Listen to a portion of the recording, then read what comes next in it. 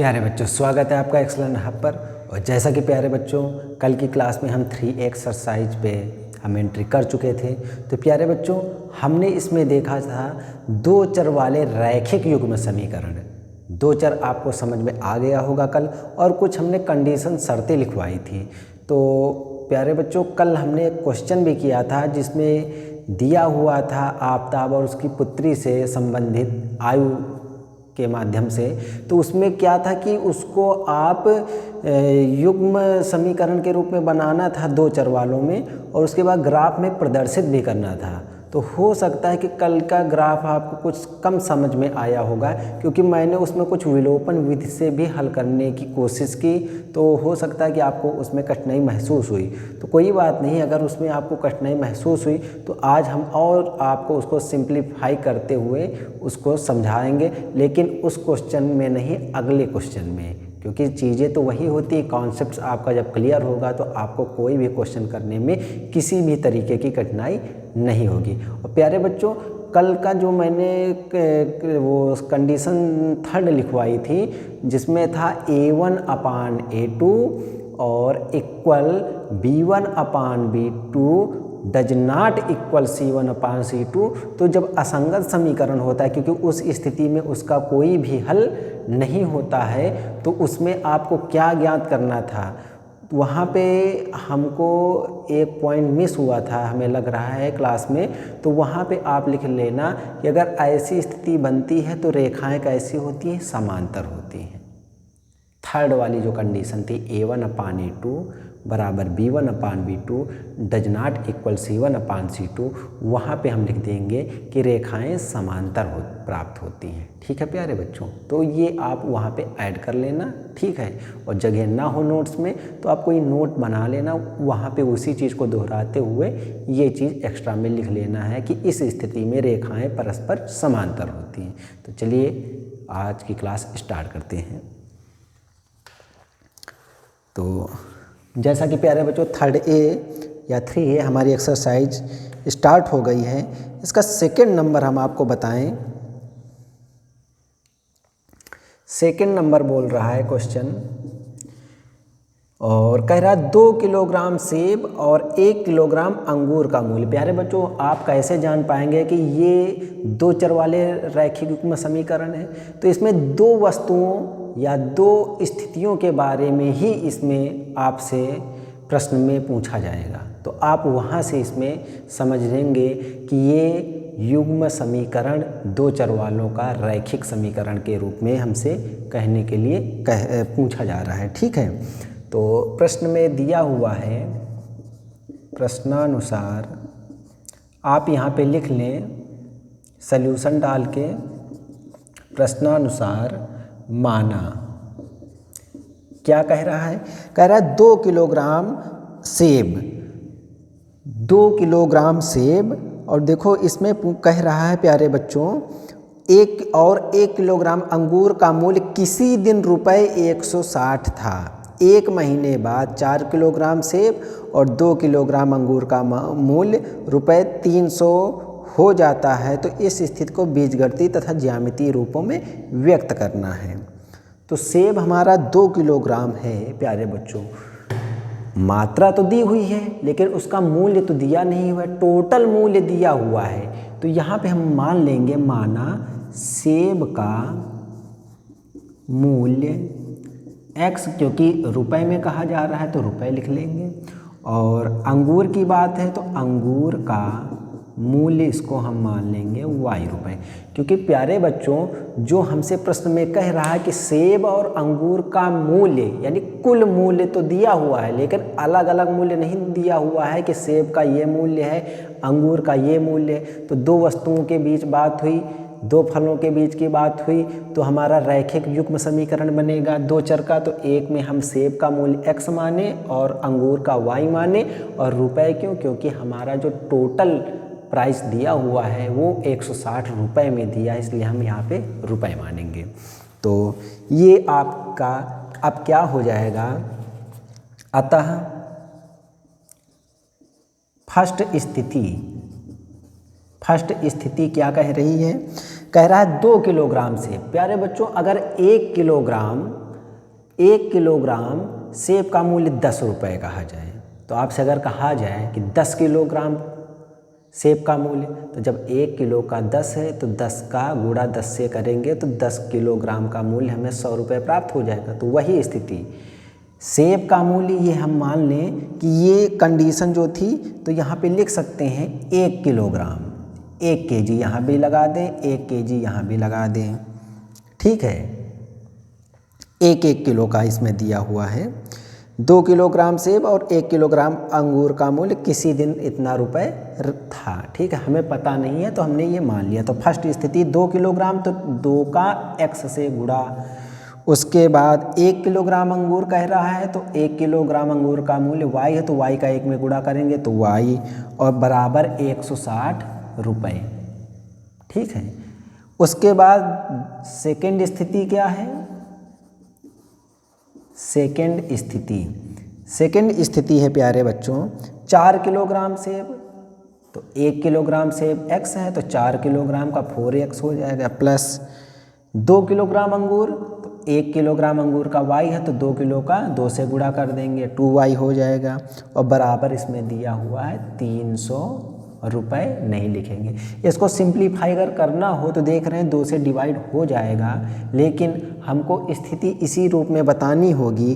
क्यों? क्योंकि इसमें कह रहा है कि इसको आप बीजगणितीय रूप में प्रदर्शित कीजिए। तो एक ये हो गया बीजगणितीय रूप और दूसरी स्थिति ये हो गई। अब ज्यामितीय रूप कह रहा है, ठीक है प्यारे बच्चों, कि कह रहा है कि ज्यामितीय रूप इसमें से क्या हो जाएगा। तो अब हम यहाँ पे प्यारे बच्चों आपको नीचे ही लिखना है।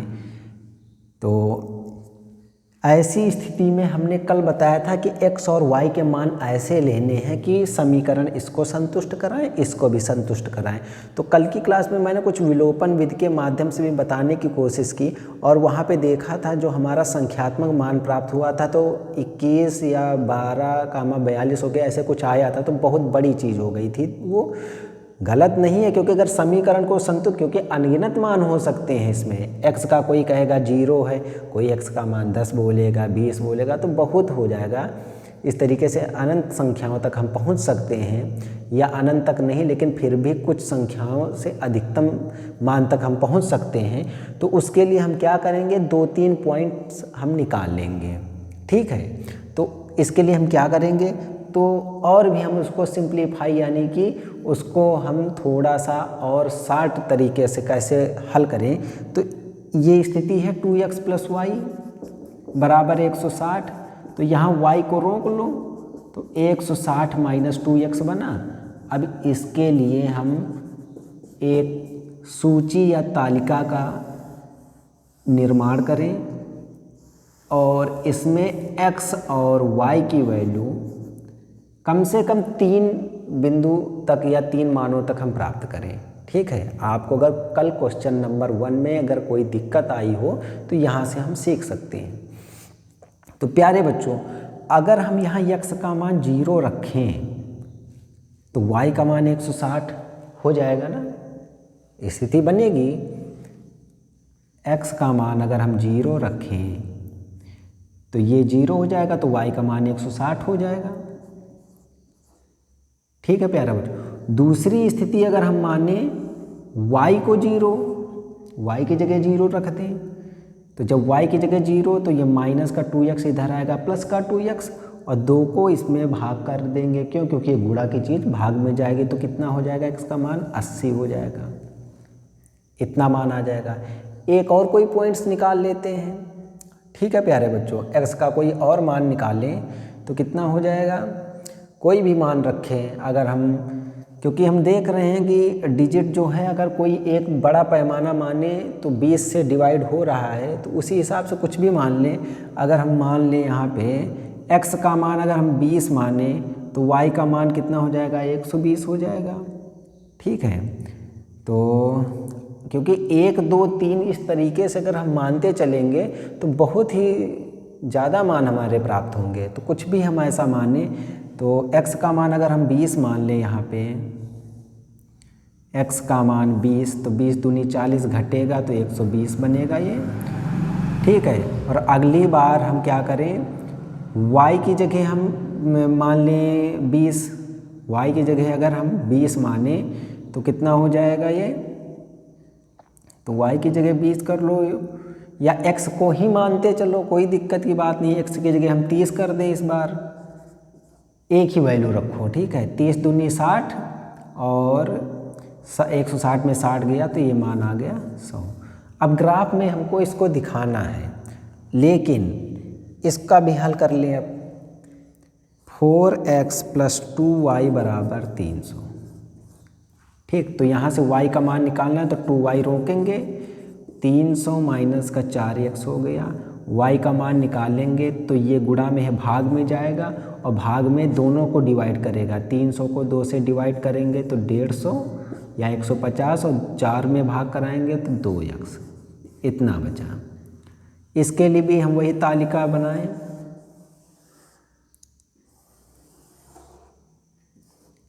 x और y, और वही करें।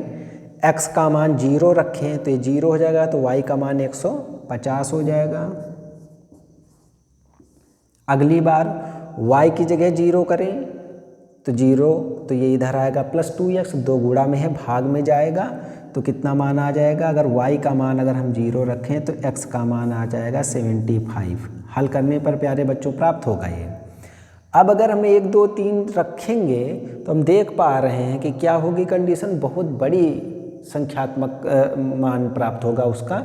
तो हम देख रहे हैं कि इनके मध्य क्या रिलेशन बन रहा है। तो रिलेशन हम देख रहे हैं, बड़ा पैमाना लें अगर तो 15 × 25 75, 15 धामा 150, या 25 × 75, 25 छक्का 150। तो उसी अनुकूल अगर हम इसमें कोई मान रख लें, x का मान अगर हम 10 रखें तो 10 दूना 20, तो इसमें 20 घटाएंगे तो कितना बचेगा, 130 बनेगा। तो इस तरीके से कोई भी मान हम रखें तो x का मान, क्योंकि x का ही मान रख लें, y का मान तो प्राप्त ही हो जाएगा। तो जैसे हमने यहाँ पे x का मान अगर 10 मान लो तो 10 दूना 20 घटेगा इसमें 20, तो y का मान 130 हो गया, इस रूप में आ गया, ठीक है। अब हमको इसको ज्यामितीय रूप में या ग्राफ में प्रदर्शित करना है। तो इसके लिए प्यारे बच्चों देखते हैं क्या करेंगे। आपको स्थितियां जो बनी उसी के अनुकूल आपको x y के मान निकालने हैं, और अब आपको वही निर्देशांक, वही चतुर्थांश में आपको इन्हीं को प्रदर्शित कर देना है।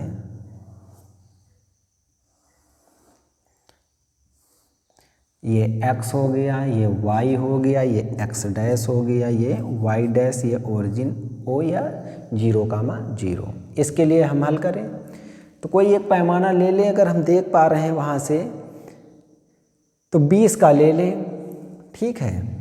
तो 20, 40, 60, 20 का पहाड़ा पढ़ेंगे ना, 20 चौक 80, 20 पंचे 100, इतना हो गया, ठीक है।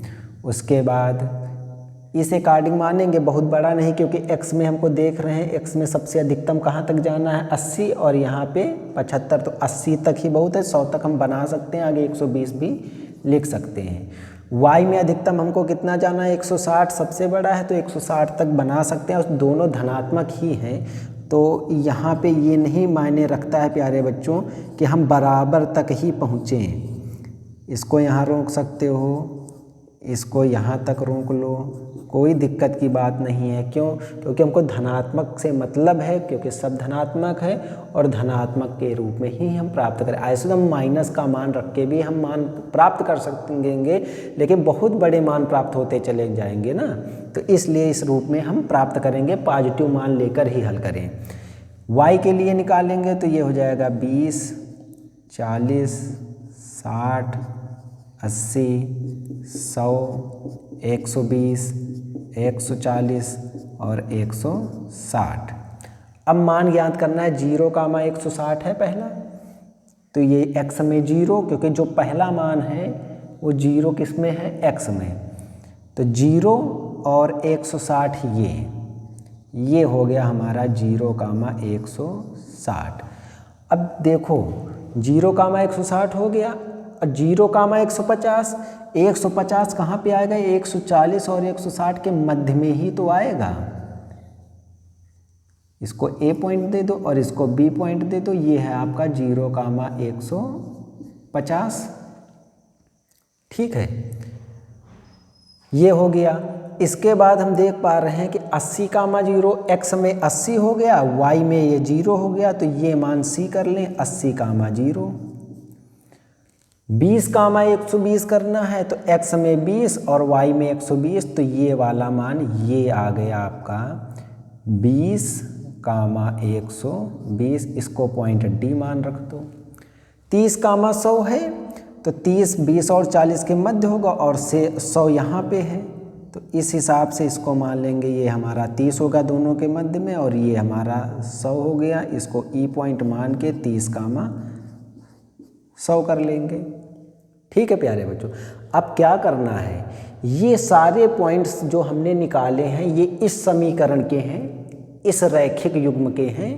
ठीक है, तो इनको एक ही रेखा में हम टच कराएंगे।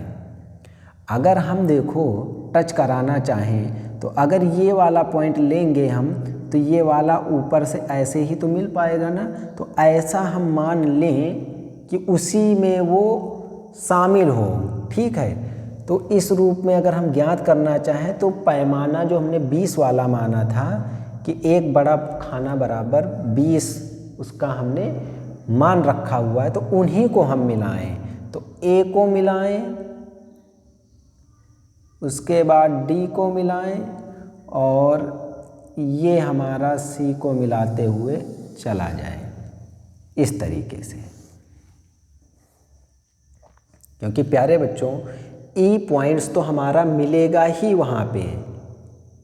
ठीक है, उसको आप ये मत देखिए कि ये हमारा टच नहीं हुआ है, क्योंकि ये 20 कामा 120 है। इसके बाद हमारा जो 30 है तो 20 और 40 के मध्य होगा और ये 100 इसके अकॉर्डिंग। तो जब आप उसमें पटरी का प्रयोग करेंगे बिल्कुल बराबर, क्योंकि यहाँ पे चीज़ें क्या होती हैं मार्कर से ही हम बना सकते हैं, तो वो उस रेखा को संतुष्ट ही करेगा। ठीक है, क्योंकि हमने देखा है उसी को हल करने पर ये मान प्राप्त हुए। और ये जो हमारा रेखा है रैखिक युग्म समीकरण, ये किसके लिए है, 2x + y बराबर 160 के लिए। अब इनको हम वहाँ पे दिखाएं, 0 कामा 150 आया है पहले, तो x में 0 y में 150, तो ये वाला मान आ गई नहीं वही बात, 0 कामा 150 हम रखे हुए हैं। और एक बात आपको हम बताना चाहेंगे, ये वाले जो मान हैं आपके, ये एक सीधी रेखा में हैं, तो ये किसको संतुष्ट करेंगे, इसको संतुष्ट करेंगे। अब ये वाले जो मान हैं ये इसको संतुष्ट करेंगे ना, तो इसको ये टच करेंगे। तो अगला पॉइंट हमारा जो बनेगा, देख पा रहे हैं हम बना लिए हैं 0 कामा 150, उसके बाद 75 कामा 0 का कहाँ गया है, 75 कामा 0 हमने नहीं बनाया है, तो 80 और 100 के बीच ही तो हमारा होगा कहीं पे, वो 75 कह रहा ना, तो 60 और 80 के बीच ही तो 75 आएगा। तो 75 कामा 0 ये हम मान लें एफ पॉइंट, 75 कामा 0। इसको बड़ा रूप अगर लिखना है तो 75 कामा 0, क्योंकि 75 60 और 80 के बीच आएगा, इसको एफ पॉइंट दे देते हैं। अब इनको मिलाएंगे, क्योंकि 0 कामा 150 है इसमें और 75 कामा 0 है, तो इनको आपस में हम मिला देंगे। इस रूप में मिला हमारा। ठीक है, और बीच में कहीं 30 कामा 0 है, तो 30 ये हो गया, 100 ये हो गया, तो ये पॉइंट देखो मिल गया ना यहाँ पे, ई पॉइंट इसी को मिलाते हुए जाएगा। तो इस रूप में ये प्राप्त हो गया हमारा। ठीक है प्यारे बच्चों, इसके पॉइंट्स हमने एक रेखा में दिखाए, ये इसके समीकरण के मान थे तो इसको यहाँ पे नाम दे दिया। अब इसके जो मान प्राप्त हुए उनको एक रेखा से हम बिल्कुल टच कराते जाएंगे, आप पटरी से बिल्कुल बनाएंगे, उसके बाद इनको सीधे मिलाते हुए चले जाएंगे। तो जो एक पॉइंट को मिला रहे हैं ये वाले पॉइंट्स, तो ये किसके लिए हैं, इसके लिए, और ये वाले जो पॉइंट्स हैं उनको जब आप मिलाएंगे कहने का मतलब इसको हमने यहाँ पे नाम दिया है ना बी पॉइंट, किसको 0,150 को, और 75,0 को हमने एफ मान दे दिया है। तो घबराने की बात नहीं, मानने में आप कुछ भी मान सकते हैं, ठीक है। अब इनको हम आपस में मिलाएंगे तो ये किसके लिए आ गए हैं, ये आए हैं हमारे 4x + 2y = 300 के लिए, ये मान प्राप्त हुए हैं, ठीक है। अब इसमें कह रहा है कि ज्यामितीय रूप में व्यक्त करना है, तो यही ज्यामितीय रूप है, यही है आपका ग्राफीय रूप, ठीक है प्यारे बच्चों, यही आपका ज्यामितीय रूप है और यही आपका ग्राफीय रूप भी है। तो अब इसमें कह रहा है कि रेखाएं कैसी हो सकती हैं, तो हम देख पा रहे हैं कि रेखाएं कहीं भी टच नहीं कर रही हैं, देख पा रहे हैं आप, रेखाएं कहीं टच नहीं कर रही, क्योंकि स्थितियां हमने 3 बताई थी। स्थितियां 3 क्या थी, अगर वो a1/a2 इस रूप में हमने बताया था, a1/a2 = b1/b2 = c1/c2, तो इसके लिए क्या है था, अनंत हल या अनेक हल, और रेखाएं कैसी थी, समपाती या आच्छादित। उसके बाद बताया था a1/a2 = नॉट b1/b2, इसके लिए हमने बताया था अद्वितीय हल, और रेखाएं कैसी होंगी, इसके लिए प्रतिच्छेदित करेंगी, प्रतिच्छेदित रेखाएं या प्रतिच्छेदी रेखाएं, ठीक है। और जो हमने लास्ट और थर्ड कंडीशन बताई थी a1/a2 = b1/b2 और डज नॉट = c1/c2, ये कंडीशन जो हमारी थी, इसके लिए हम क्या बताए थे, कोई हल नहीं होगा, असंगत समीकरण प्राप्त होगा, और इसी में हमारी रेखाएं जो होंगी वो समांतर प्राप्त होंगी, ठीक है, समांतर प्राप्त होंगी। और समांतर प्राप्त है तो देख रहे हैं कि अगर ये रेखाएं एक दूसरे को कट कर देती तो प्रतिच्छेद में चली जाती, अगर ये एक के ऊपर एक ही आ जाती, कहने का मतलब जो इसके पॉइंट्स हैं वही ये भी पॉइंट्स बराबर आते, तो हम कह सकते थे कि ये अनंत हल होंगे, संपाती रेखाएं होंगी। लेकिन हम देख पा रहे हैं कि ये वाली रेखा सीधी निकल गई, ये वाली भी सीधी रेखा निकल गई, और समांतर रेखाएं ऐसी, अभी आगे पढ़ेंगे आप, जब आप एंट्री करेंगे ज्योमेट्रिकल पार्ट में, ज्यामिति में, जहाँ पे हम अध्ययन करेंगे रेखाएं, फिर उसके बाद त्रिभुज, फिर उसके बाद वृत्त, इसी तरीके से आगे, तो वहाँ पे हम देखेंगे कि रेखाएं समांतर क्या होती हैं। तो समांतर रेखाएं वे रेखाएं होती हैं, चाहे इस रूप में बना दो, चाहे इस रूप में बना दो, चाहे इस रूप में बना दो, चाहे जैसी हो कंडीशन, लेकिन वो जब आप बढ़ाएं चाहे जितना, वो आपस में कहीं पे मिले ना और प्रतिच्छेद करती हुई ना जाएं, तो ऐसी रेखाओं को समांतर रेखाएं कहते हैं। जैसे आपने देखा हो रेल की पटरियां जो बिछाई जाती, जिस पे रेल चलती है, तो वो जो पटरियां हैं वो समांतर ही होती हैं, वो आपस में कहीं मिलती नहीं हैं, ठीक है, वो सीधे ही जाती हैं, उनको आपस में कहीं भी आपने देखा होगा नहीं मिलती हैं जिन पर रेल गमन करती है। तो समांतर रेखाएं वे रेखाएं होती हैं जिनको आगे कितना भी बढ़ाओ वो आपस में कहीं नहीं मिलती हैं, और जब आप पटरी से इसको बाकायदे अच्छे से बनाएंगे तो ये देख पा रहे हैं कहीं कट नहीं हुआ जैसे हमारा, लेकिन आप देख रहे हैं कि यहाँ स्पेस ज़्यादा हो गया है। समांतर रेखाओं में क्या होता है, इनके मध्य की दूरी बराबर ही होगी, जब मध्य की दूरी बराबर ही होगी तो कहीं भी कम ज़्यादा नहीं है, तो वो कहीं टच ही नहीं करेंगी। लेकिन आपको यहाँ पे लग रहा होगा कि यहाँ की दूरी ज़्यादा है और यहाँ देखो कम हो रही है, तो आगे कहीं जाके मिल सकती हैं, लेकिन ऐसा नहीं है बच्चों। क्यों? क्योंकि हम बताए हैं कि आप जब कॉपी पे बनाएंगे तो पटरी का प्रयोग करेंगे तो ये जो रेखा है बिल्कुल समांतर ही आपको दिखाई देगी, ठीक है, इस रूप में। और जानने के लिए आप देख भी सकते हैं कि यहाँ पे ऐसी स्थिति बन सकती है कि नहीं, तो देखते हैं समांतर के लिए क्या कंडीशन होती है। समांतर के लिए कंडीशन है, देख लेते हैं। एक ये हमारे लिए युग्म समीकरण है, दो चर के लिए रैखिक युग्म समीकरण, एक ये, तो क्या हो गया, ये a1 b1 c1, लेकिन c1 इधर लाएंगे क्योंकि समीकरण बराबर 0 होता है, और ये a2 b2 और वो c2 इधर लाएंगे तब, तो a1 कितना है 2, a2 कितना है 4, बराबर b1 y का गुणांक लिखेंगे और बटे 2 और C1 कितना है, माइनस इधर लाएंगे ना और 300 इधर लाएंगे तो देख पा रहे हैं 2 एकम 2, 2 दूनी 4 तो 1/2 बराबर 1/2।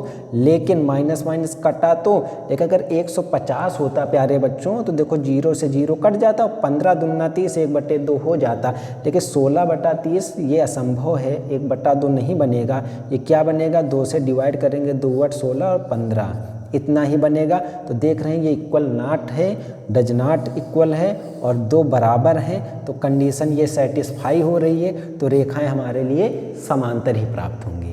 तो आशा करता हूँ प्यारे बच्चों अगर आपको कल क्वेश्चन नंबर 1 में वो चीज़ न समझ में आए, क्योंकि मैंने उसको इस रूप में बताने की कोशिश की थी कि वहाँ धनात्मक मान भी ले लिए जाए, ऋणात्मक मान भी ले लिए जाए, उसको विलोपन से हल भी कर लिया जाए तो कंडीशन, लेकिन वो थोड़ा सा लॉन्ग प्रोसेस ज़रूर हुआ लेकिन कंडीशन वो भी बन सकती थी। लेकिन आपको अब वैसा नहीं करना है, आप इस रूप को संक्षिप्त रूप में पहले बना लेंगे और उसमें एक बार x0 एक बार y = 0, फिर ऐसे 1-2 मान रख के देखेंगे कि 2-3 पॉइंट्स यानी 2-3 बिंदु हमको मिल जाएं और फिर उनको आप ग्राफ में उनको प्रदर्शित करें। और ग्राफ में जब प्रदर्शित करेंगे तो देखेंगे रेखाएं स्पर्श कर रही हैं या आच्छादित कर रही हैं या कहीं भी टच नहीं कर रही हैं, तो उस अकॉर्डिंग आप इसको हल कर सकते हैं। लेकिन हम फिर कहना चाहेंगे कि आप ये मत सोचिए कि यहाँ स्पेस ज़्यादा है, ये आगे कहीं मिल जाएंगी। आप पटरी से बनाएंगे जब इनके पॉइंट्स ये हैं तो ये पॉइंट्स जो हैं ये इसके समीकरण है, इस समीकरण के हैं तो इसके लिए ये रेखा के पॉइंट्स को मिलाएंगे और जो दूसरी रेखा है ये इसके पॉइंट ये हैं तो इनको आपस में मिलाएंगे और नाम दे देंगे कि इस समीकरण के ये पॉइंट्स हैं। और जब बनाएंगे इसको तो आपस में कहीं नहीं मिलेंगे प्यारे बच्चों, तो समांतर हो जाएगी। और जानने का तरीका हमने ये भी आपको बता दिया है। इससे स्पष्ट होता है कि हमारा फिगर बिल्कुल सही है, कहीं भी टच नहीं हो रहा है, इसका मतलब समांतर है। ठीक है, तो आगे देखते हैं, आपको चीज़ें समझ में आ रही होगी। इसी तरीके से थर्ड क्वेश्चन है, 2 रेल पटरियों के समीकरण दिए हैं इसी रूप में। और प्यारे बच्चों समीकरण हम तभी बोलते हैं जब इक्वल में 0 होता है। ठीक है, इक्वल में 0 होता है, हम कर सकते हैं ना, इधर ले आएंगे माइनस को हो जाएगा, उधर 0 हो जाएगा, ऐसी कोई बात नहीं है। उसको अगर समीकरण बनाना है तो बराबर 0 करके आवश्यकता जैसे पड़ेगी वैसे हम कर सकते हैं। ठीक है, तो थर्ड नंबर आप कर सकते हैं। उसके बाद 4 नंबर है और कह रहा है कि 5 पेंसिल तथा 7 कलमों का कुल मूल्य 50 रुपये है, जबकि 7 पेंसिल तथा 5 कलमों का मूल्य ₹46 है। 1 पेंसिल का मूल्य तथा 1 कलम का मूल्य ग्राफी विधि से हल कीजिए। तो चलिए हम इसको आपको बता देते हैं। ठीक है, इसमें भी आपकी प्रैक्टिस हो जाएगी, इसके बाद आगे देखेंगे।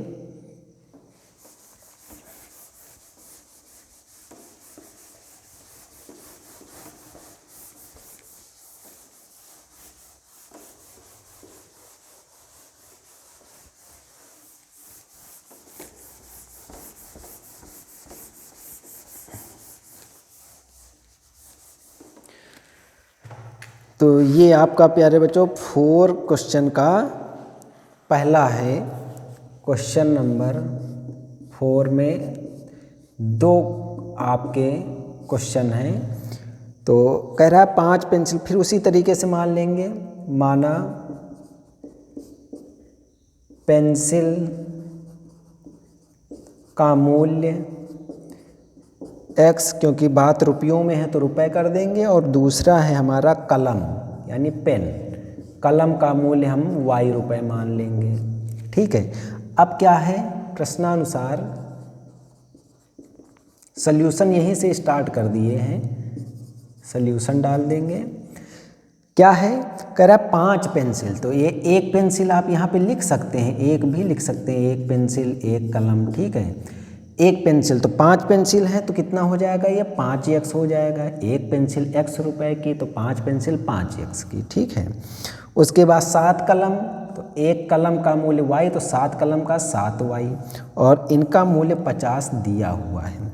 इसी तरीके 7 पेंसिल तो 7x हो जाएगा, और 5 कलम तो 5y हो जाएगा, इनका मूल्य 46 दिया हुआ है। कह रहा है कि 1 पेंसिल तथा 1 कलम का मूल्य यानी x और y का मान हमको ज्ञात करना है, लेकिन कह रहा है कि इनका जो मूल्य है वो आप ग्राफीय विधि से हल करें। ग्राफ के माध्यम से हल करें कि ग्राफ के माध्यम से इनका मान। ऐसे तो हम प्रतिस्थापन विधि आगे चैप्टर में पढ़ेंगे, प्रतिस्थापन विधि से भी हल कर सकते हैं, विलोपन विधि से भी हल कर सकते हैं, लेकिन इसने कहा है क्वेश्चन में कि ग्राफ विधि से आप इसको हल करके हमको बताएं। ठीक है, तो ग्राफ विधि से हम हल करके बताने के लिए आपको स्थितियां बता चुके हैं। क्या हो जाएगी फर्स्ट स्थिति? पहली स्थिति हमारे पास ये समीकरण है 5x + 7y = 50।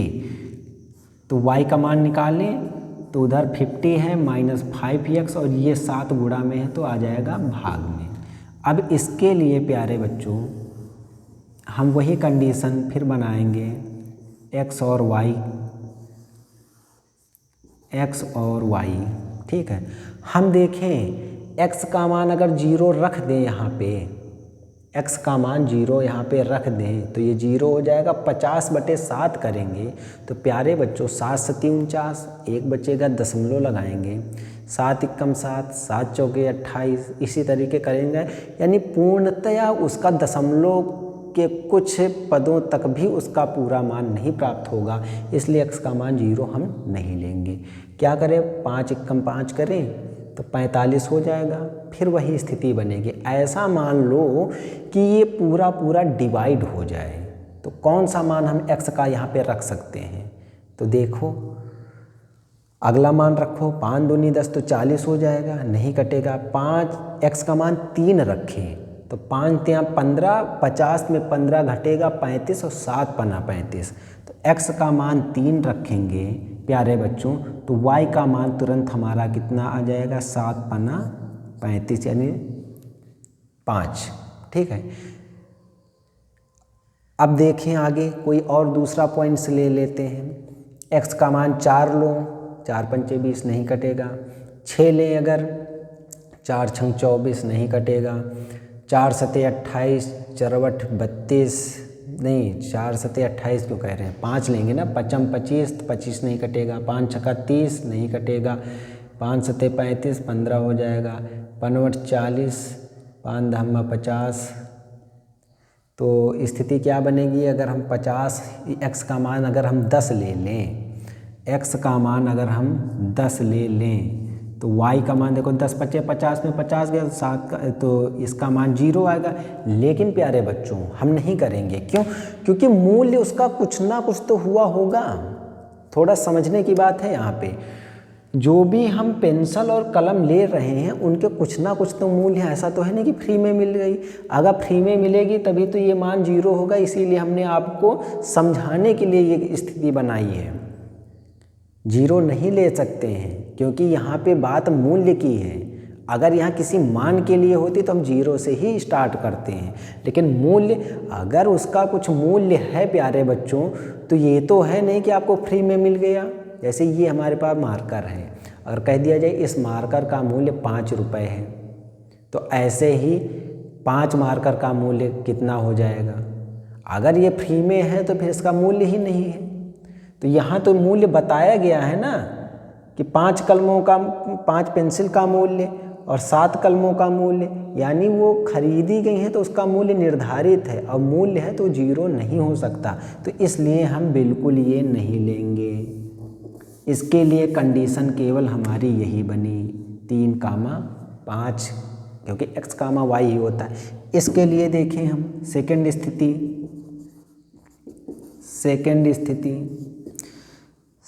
तो यहाँ से 7x + 5y = 46 हुआ। वही मान करेंगे, y को रोक लें तो 46 - 7x और 5 गुणा में है तो भाग में आ जाएगा। फिर वही करेंगे, सूची बनाएंगे हम और x लिखेंगे, y लिखेंगे, मान रखें। हम 0 नहीं लेंगे, क्यों? क्योंकि इनका मूल्य दिया हुआ। जब भी मूल्य पूछा जाएगा तो फ्री में वस्तु हमें नहीं मिलेगी, तो 0 को छोड़ देना है। अब x का मान अगर 7 रखें तो घटाएंगे तो 39 बचेगा, पूरा डिवाइड नहीं होगा। 7 दूनी 14 करेंगे तो 32 पूरा डिवाइड नहीं होगा। 7 × 21 को अगर प्यारे बच्चों हम घटाएं, x का मान 3 यहाँ पे रखें तो 7 रुक 21, 46 में 21 घटेगा 25 और 25/5 पचम 25।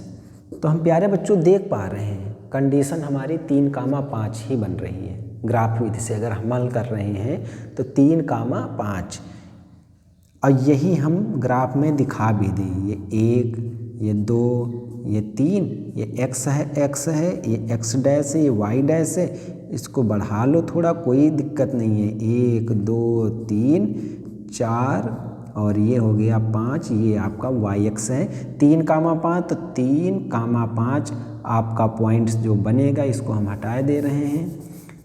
ठीक है, आप लिखते चलेंगे, जब आप वहाँ पे साफ मत कर दीजिएगा, हम स्पेस के लिए साफ किए हैं इसको। ठीक है, तो ये 3,5 ये पॉइंट बना, 3,5 आपको दिखाने के लिए इस रूप में हम मिला भी दिए 3,5। अब जरा देखें सेटिस्फाई हो रहा है। x का मान 3 रखें तो 5 तियाँ 15, y का मान 5 रखें 5 सते 35, दोनों का योग करो 35 15 50। यहाँ पे रखो x का मान 3 तो 7 रुक 21 प्लस y की जगह 5 रखो पचम 25, इन दोनों का योग करो 46 आ जाएगा। सही है। तो अतः हम कह सकते हैं पेंसिल का मूल्य x माना था ना पेंसिल का, तो 3 रुपए हो जाएगा और कलम का मूल्य हमारा 5 रुपए हो जाएगा। ये आपका आंसर होगा प्यारे बच्चों। ठीक है, आगे अगर देखो आपका जब क्वेश्चन पेपर आएगा तो उसमें ज़रूरी नहीं कि ज्यामिति विधि पूछेगा, क्योंकि ये आपके जो 30 नंबर के आपके जो बोर्ड एग्ज़ाम से पहले जो कॉलेज में ही आपको दिए जाते हैं 30 नंबर का जो कराया जाता है, एक तरीके से प्रैक्टिकल हर सब्जेक्ट का होता है। ठीक है, तो उसमें हो सकता है ऐसे स्थितियां बने, लेकिन आपको मेन बोर्ड एग्ज़ाम जब आएगा तो पूछा जा रहा है ज्यामिति विधि तब तो करेंगे, और नहीं तो आगे जब हम अगला नेक्स्ट चैप्टर पढ़ेंगे तो वहाँ पे इसके लिए हल करने के लिए x और y के मान निकालने के लिए आपको 2 स्थितियाँ बताई गई हैं, प्रतिस्थापन विधि, एक विलोपन विधि। और विलोपन विधि तो बहुत ही अच्छी है। ठीक है, उसमें ज़्यादा कुछ सोचना नहीं रहता है, केवल गुणांक के मान बराबर करके हल कर लेते हैं। और प्रतिस्थापन में क्या होता है, जैसे ये y का मान निकाला है तो इसका मान दूसरे समीकरण में y की जगह रखना होता है। आगे हम चीज़ें समझेंगे। ठीक है, तो इस तरीके से हम ग्राफ बोल रहा था ज्यामितीय रूप, तो इस हिसाब से हम ज्यामितीय रूप के अकॉर्डिंग ही हल करें। ठीक है, तो आपको ये आशा करता हूँ कि बात समझ में आई होगी। सेम इसी का जो सेकंड पॉइंट है आप घर पे देखेंगे, समझेंगे उसको, और हम आपको अगला बता रहे हैं 5वां नंबर। चलिए देखते हैं।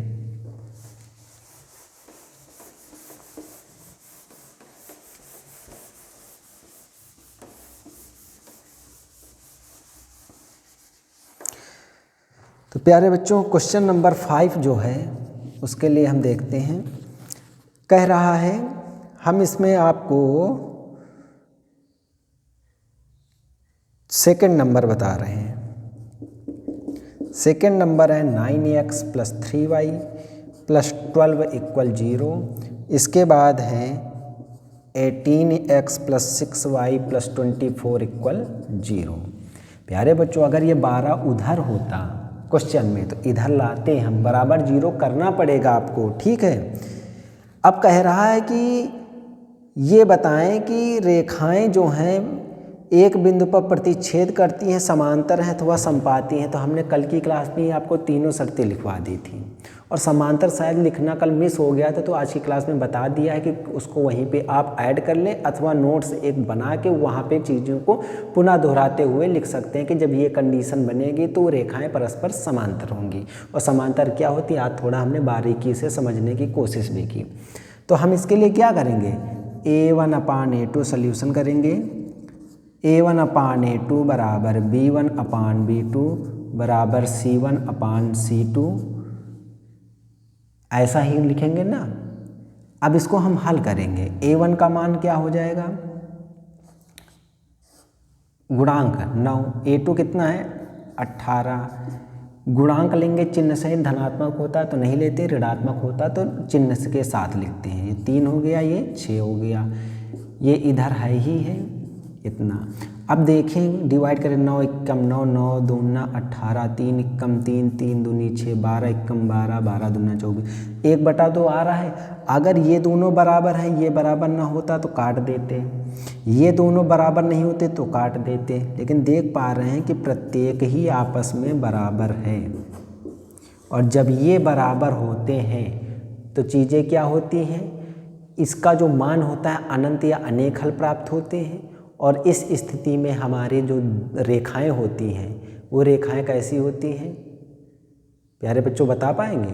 रेखाएं परस्पर समपाती होती हैं, रेखाएं परस्पर समपाती हैं। ठीक है, इसी तरीके आप और हल करेंगे। ठीक है, हाँ, इस रूप में लिखेंगे। अब देख पाएंगे जैसे यहाँ डज नॉट इक्वल आ गया तो यहाँ भी आप काट देना। ठीक है, कि बराबर नहीं है वो, या इसको ना लिखेंगे आप, पहले डायरेक्ट हल करें। ठीक है, और वहाँ चीज़ें देखें उसको काट दें और बाद में लिख दें यहाँ पे कि चूँकि A1/A2 बराबर B1/B2 बराबर C1/C2, इसलिए रेखाएं परस्पर समपाती हैं। ठीक है, ये तो हमने चीज़ें स्पष्ट करने के लिए लिखा है। आप चाहें तो डायरेक्ट उन पे संबंध बनाएं। अगर सब बराबर हैं तो लास्ट में लिख लें, और अगर बराबर जहाँ पे नहीं आ रहा है तो उसको काट देंगे। अगर यहाँ बराबर नहीं होता तो इसको काटते, या ये बराबर थे ये ना बराबर होता तो इसको काट देते। ठीक है, तो इसको आप हल कर सकते हैं। इसी तरीके से प्यारे बच्चों 6वां क्वेश्चन है, आपको हम दिखाए देते हैं। ये 6 नंबर है। इसमें भी समीकरण के रूप में आपको 4 दिए हैं क्वेश्चन इसमें, और कह रहा है कौन से युग्म संगत हैं, असंगत हैं, यदि संगत हैं तो ग्राफीय विधि से हल कीजिए। तो संगत मान के लिए यही चीज़ है, अनंत हल के लिए। ठीक है, और ग्राफ विधि हमने आपको बता दी है किस तरीके से हल करना होता है उसमें। ठीक है, अगर चीज़ें आपको वहाँ पे समस्याएं पैदा कर रही हैं तो आप कमेंट बॉक्स में फिर से पूछ सकते हैं, उसका सल्यूशन आपको क्लास में ही करा दिया जाएगा।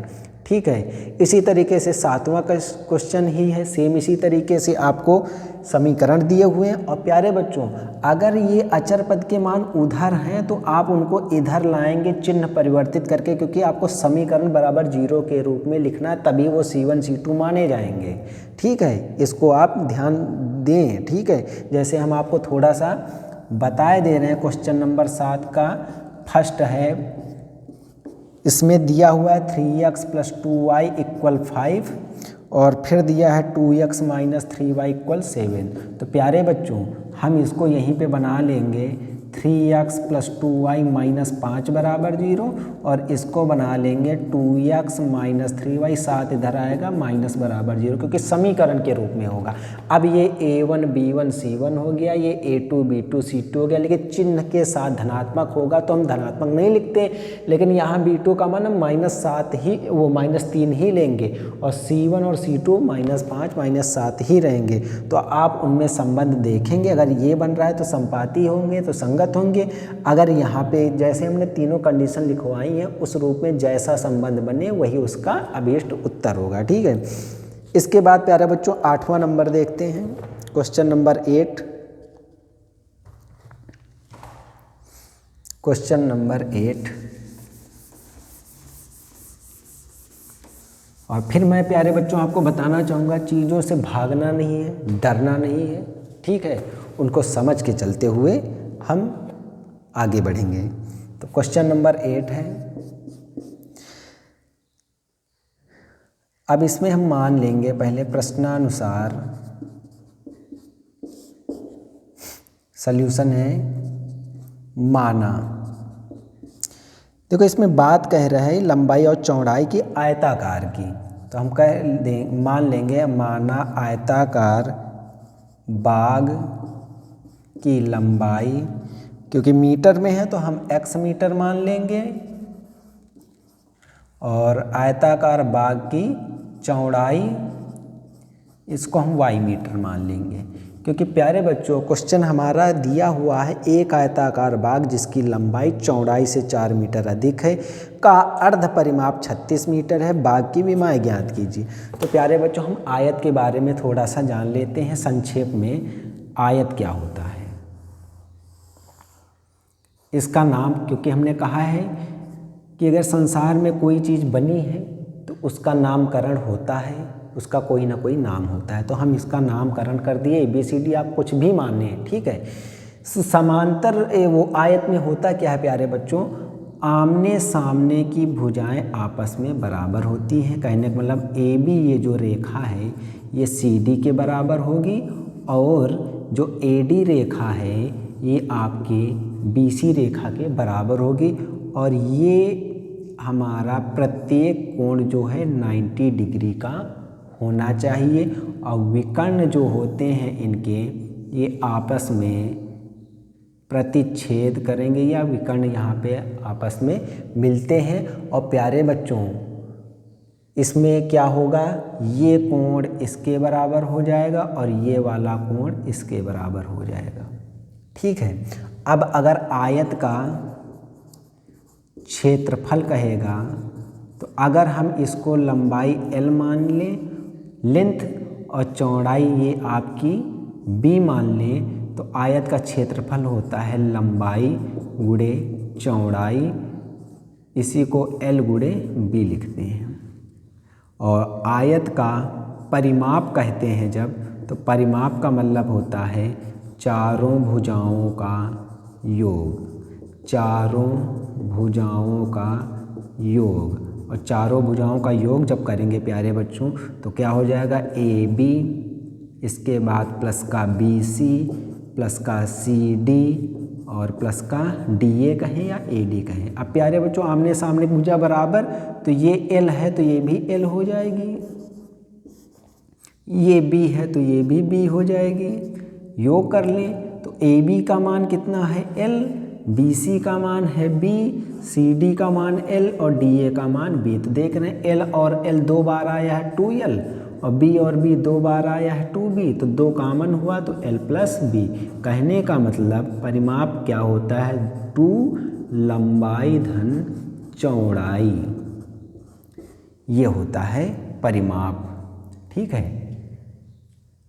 तो अब वही देख रहे हैं क्वेश्चन में क्या दिया हुआ है। अब क्वेश्चन में कह रहा है दिया है, या एक काम ये भी कर सकते हैं, ये प्रश्नानुसार यहाँ भी लिख सकते हैं, कोई वैसी बात नहीं है। अब क्या कह रहा है लंबाई, तो लंबाई x मानिए, आप L और B भी मान सकते हैं, कोई बात नहीं। कि x y हमने इसलिए माना क्योंकि आप अभी तक जो पढ़ रहे हैं दो चर के रैखिक युग्म समीकरण, और उनमें हमने रैखिक युग्म समीकरण में चर राशियाँ x y ही मान के देखा है और x y भी दी भी हुई थी क्वेश्चंस में, इसलिए हमने मान लिया है। तो कह रहा है कि लंबाई जो है वह चौड़ाई से 4 मीटर अधिक है, लंबाई चौड़ाई से 4 मीटर अधिक है, तो बराबर करना पड़ेगा। तो 4 हम जोड़ दिए, इधर ले आओ तो x माइनस वाई बराबर 4 हो गया, ये इक्वेशन फर्स्ट हो गई इसकी। इसके बाद कह रहा है अर्ध परिमाप सॉरी प्यारे बच्चों, अर्ध परिमाप, देखो परिमाप ये है और अर्ध परिमाप क्या होता है, आयत का अर्ध परिमाप। यहीं से चीज़ें समझेंगे हम। अर्ध का मतलब आधा, तो जब हम इसका आधा करेंगे आयत का अर्ध परिमाप, तो हमारे पास जो परिमाप है 2 लंबाई धन चौड़ाई, इसका आधा करेंगे 2 से 2 कट जाएगा, तो ये क्या बनेगा, लंबाई धन चौड़ाई। आप इनको नोट भी कर सकते हैं, हमने चीज़ें स्पष्ट करने के लिए आपको इतना समझाया है, ठीक। कैसे आएगा ये आपको केवल इतना याद रखना कि क्या होता है, हाथ में आमने सामने भुजा बराबर, प्रत्येक कोण जो होता है 90 डिग्री का होता है। उसके बाद आप ये आयत का क्षेत्रफल ये वाला याद रखें, और ये जो है परिमाप जो आया है ये किस तरीके आया है ये हमने आपको स्पष्ट करने के लिए बताया। आपको ये फार्मूला नोट डाउन कर लेना है और चीज़ें आपको स्पष्ट हो जाएंगी। जब ये परिमाप है तो अर्ध कह रहा है तो आधा कर देंगे, 2 से डिवाइड, ये गुणा में है तो ये कट जाएगा इतना। तो कह रहा आयत का जो अर्ध परिमाप है ये 36 मीटर दिया हुआ है। और अर्ध परिमाप होता क्या है? लंबाई धन चौड़ाई, और लंबाई हमारी कितनी है? x, और चौड़ाई हमने y मानी है, ये दिया हुआ है 36। ये समीकरण सेकेंड हो गया आपका, ठीक है। और कह रहा है कि इसकी विमाएँ बताओ। विमाएँ का मतलब यही x और y के मान ज्ञात करने हैं प्यारे बच्चों। तो वही मान हम करें। फर्स्ट स्थिति, क्योंकि ग्राफ पढ़ रहे हैं ना, अभी अगर विलोपन होता तो हम पेपर में आएगा तो वहाँ पे हम डायरेक्ट जो भी हमको स्थिति समझ में आएगी विधि वही अप्लाई कर देंगे, लेकिन हम चूँकि ग्राफ वाला चैप्टर पढ़ रहे हैं तो इसलिए ग्राफ से ही हम हल करें। तो कितना हो जाएगा? x माइनस वाई बराबर 4, तो y को रोक लो तो y उधर जाएगा तो कितना बचेगा? इधर x माइनस 4, अथवा इसको लिख सकते हैं जब ये इसके बराबर तो ये इसके बराबर, तो y का मान x माइनस 4। अब इसके लिए हम समीकरण बना लें, वो मान निकाल लें। तो x और y, क्योंकि ये बाग है तो ऐसा तो है नहीं कि लंबाई है चौड़ाई ना हो, लंबाई चौड़ाई दोनों होगी, इसलिए 0 नहीं लेना है, 0 नहीं लेना है। और ऋणात्मक होना भी नहीं चाहिए, क्योंकि कभी आपने ये सुना है कि एक दीवार है और दीवार की लंबाई -10 मीटर है? नहीं, चीज़ें जो होंगी वो धनात्मक में होंगी, ठीक है। और लंबाई है तो शून्य हो ही नहीं सकती, तो हम यहाँ पे 1 नहीं लेंगे। क्यों? क्योंकि जब हल करेंगे तो माइनस में आएगा, 0 तो लेना ही नहीं। 2, 3, 4 तक नहीं लेंगे हम। अगर x का मान 5 लें तो 5 में 4 जाएगा तो 1 हो जाएगा। x का मान अगर हम 5 लें तो 5 में 4 गया तो y का मान हमारा 1 प्राप्त हो गया, ठीक है प्यारे बच्चों। उसके बाद अगर हम x का मान 6 रखें तो y का मान हमारा कितना हो जाएगा? 6 में 4 जाएगा, 2 हो जाएगा। चीज़ें देखेंगे कि कौन सा मान रखने पर ये सेटिस्फाई होगा, वो हम आगे देख लेंगे, ठीक है। अब सेकेंड स्थिति हम देखें और आपको नीचे ही नोट डाउन करना है सेकेंड स्थिति। और प्यारे बच्चों सेकेंड स्थिति क्या है? तो डायरेक्ट हम लिख रहे हैं सेकेंड स्थिति, y का मान कितना हो जाएगा? 36 माइनस x। और इसके लिए हम वही मान बनाएंगे फिर x और y। तो देख पा रहे हैं प्यारे बच्चों, x का मान हम 0 नहीं रखेंगे और 36 तक नहीं ले जाएंगे, क्योंकि 36 माइनस 36 ये 0 हो जाएगा। और यहाँ पे अगर प्यारे बच्चों चीज़ें देखने के लिए अगर हम x का कोई बड़ा मान अगर हम रखना भी चाहें यहाँ पे, तो देख पा रहे हैं कि वह जो मान हमारा प्राप्त हो जाएगा वो हमारा ऋणात्मक प्राप्त होगा। मान हमारा जो होगा वह ऋणात्मक प्राप्त हो रहा है।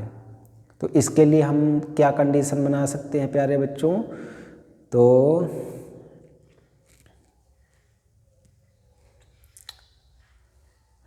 अगर हम प्यारे बच्चों चीज़ों को स्पष्ट करने के लिए हम कोई ऐसे मान माने कि दोनों समीकरणों को वो हल करने पर दोनों समीकरण को संतुष्ट कर जाए, ठीक है। अगर हमने देखो 5 1 माना है तो 5 में 1 गया, 4 तो आ गया है, लेकिन 5 और 1 को जोड़ें तो 36 नहीं होगा। वहाँ पे अगर हम 6 रख रहे हैं तो 6 में 2 गया, 4 तो आ गया, लेकिन 6 और 2 का योग करेंगे तो 36 नहीं आएगा। तो प्यारे बच्चों हमको ऐसे दो मान ज्ञात करना है कि उनको घटाएं तो 4 आए, योग करें तो 36 आए। तो इसके लिए हमको क्या करना पड़ेगा, ये चीज़ हम देखें। तो प्यारे बच्चों अब हम यहाँ पे ग्राफ से नहीं कह रहा है, इसीलिए नहीं कह रहा है ग्राफ से, क्योंकि आप वहाँ पे भ्रमित हो जाएंगे, आप चीज़ों को समझे। इसीलिए इसमें ये नहीं कहा गया है कि बाग की विमाएँ ज्ञात कीजिए और ये जो है इसको ग्राफ द्वारा ही आप निरूपित करें या ग्राफ द्वारा ही आप इसको समझाइए।